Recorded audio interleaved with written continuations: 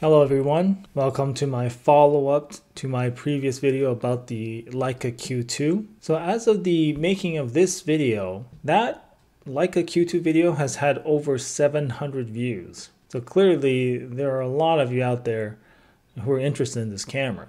I also have a huge number of dislikes, which goes to show you just how many Leica fans there are out there. But I wanted to make a response video because I wanted to clear a few things up.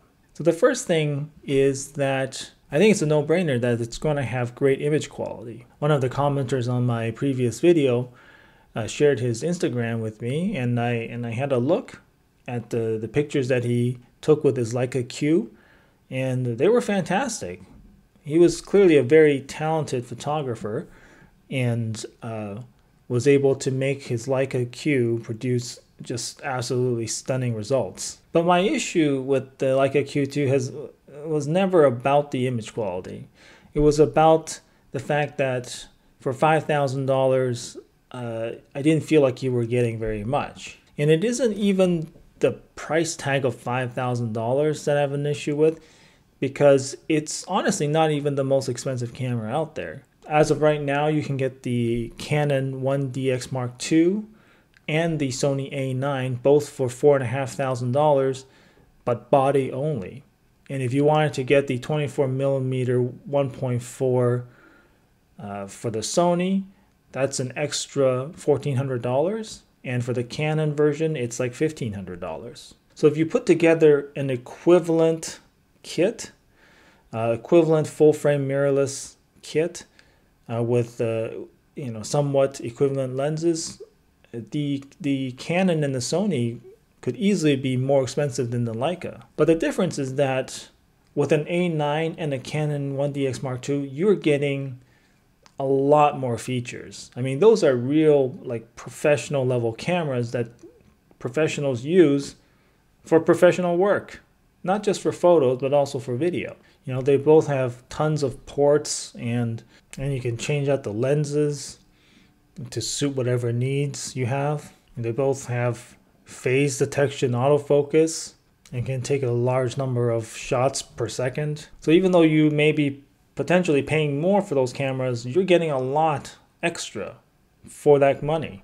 And for people who say that the Leica Q2 is worth that money because of its image quality alone, I find that hard to swallow, because image quality is a very subjective thing. So Tony Northrup recently put out a video where he did blind tests comparing various cameras, and he was looking at people's perception of color science. And what you'll find is that there was a ton of inter-rater variability as to what the best color science was. You know, for all the flack that Sony got about its color science, it actually came out on top over Canon and Nikon. And that's not to say that Sony is better than Canon and Nikon. Even though I am a Sony user, I just believe that depending on the circumstances, you might prefer one look over another. And Tony Northrup also showed this in the same video. If you showed the same color science but in a different context, a lot of people will flip-flop in terms of what they prefer. So image quality is a very subjective thing. And that, I don't think, alone can justify a $5,000 price tag. Another example is Matti Haapoja's video that he posted recently, where he compared a bunch of different cameras, but more in like the video space. That he compared the image quality and color science of Sony cameras and even Fuji X-T30 and Canon cameras, and he even threw on like professional video cameras like the Canon C300, which can cost like $10,000 new, and he also included a RED camera that is $12,500. He also included some smartphones in that video comparison. And the surprising thing is that a lot of people ended up preferring the look of the cell phones. So yeah, and I'm not trying to say that a cell phone is ever going to replace a RED camera, but the point is that when it comes to image quality and color science, it is a very subjective thing, and it is very situation dependent. And so you have to look at other features to kind of justify your purchase. So yeah, image quality is very subjective. And just to further solidify this idea, just think about what professional photographers use for their professional work. How often do you see professional photographers using Leica cameras? If you look at sports photographers or wildlife photographers, photojournalists, fashion photographers, how many of them do you see using Leica cameras for professional work? I'd say the majority of these photographers are still using the usual suspects: Canon, Nikon, and Sony. And these are people who make money based on the quality of their images. These are the people who actually need the best of the best when it comes to image quality. If you don't know any of those types of photographers, well, just look around at the average wedding photographer.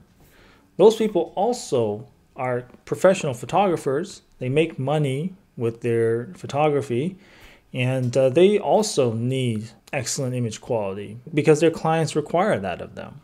They make money based on the quality of their images. And how many of them are using Leica?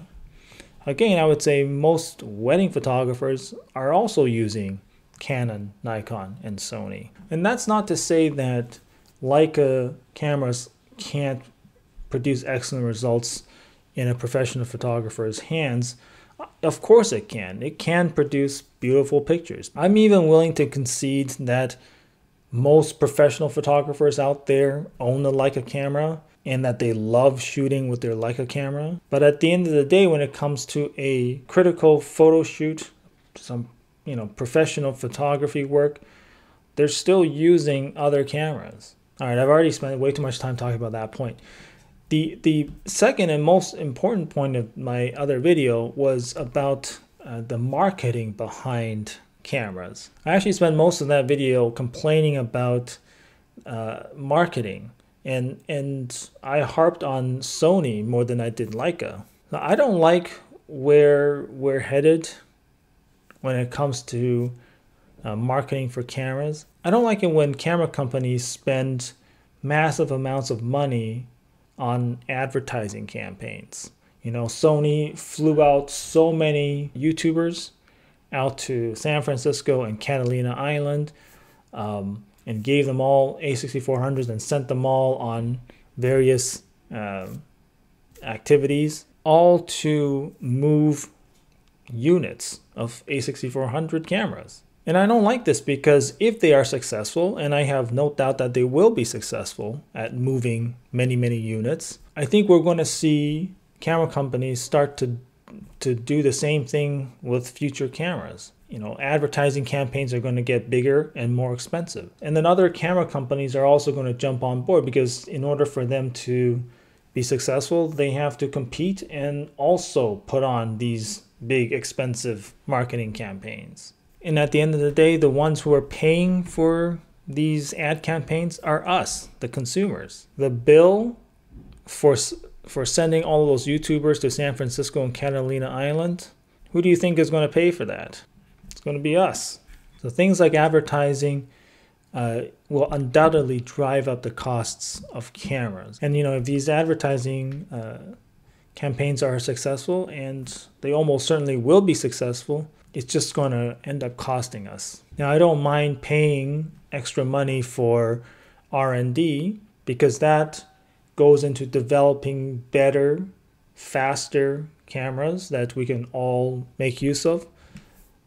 But advertising, that's fluff. And I, for one, don't really want to pay for that. We have been pretty lucky for the most part in that most camera companies haven't gone overboard with advertising. It's not like they're taking out multi-million-dollar commercial space during the Super Bowl. But with campaigns like the Sony A6400, I think we're starting to move in that direction, and it's worrisome. So when I saw Leica doing something similar, sending out these units to popular camera channels and having them all sing its praises despite it being a $5,000 point and shoot camera. To me, that's just more of the same. It's a worrisome trend. So to summarize for those who made it this far, the Leica Q2, it's going to be a fantastic camera. It's going to take beautiful pictures.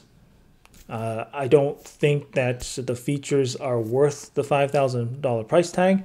For that money, I would definitely prefer to get an A9 or a Canon 1DX Mark II. But to each their own. Some people like driving Mercedes. For one, I wouldn't mind driving a Ford. And then the other major point is that I don't want expensive advertising campaigns to determine the success of a camera. I want the camera's own features to sell itself. And that's it. So that's it, and I'll see you in the next one. And finally, for those who care, I am shooting on the A6400, 1080p, 30 frames a second. Again, picture profile 1 with Cine 2 and Pro Color. The difference today is that I am using clear image zoom to do my zooming in and out. In the past, I would actually reach over and zoom in with the lens, but today I'm using clear image zoom. I'm interested in seeing how that looks. I'm also recording a second track onto this audio recorder. Charlotte found this audio recorder, and it is smaller than the Zoom H1N, so it's potentially more pocketable and maybe a better option than the Zoom H1N. So I'm going to give this a try, and hopefully it works out. Plus, having both this and the Zoom H1N means that I can potentially mic up 2 different people for future videos, so that'd be good. Anyway, that's it. I'll see you in the next one.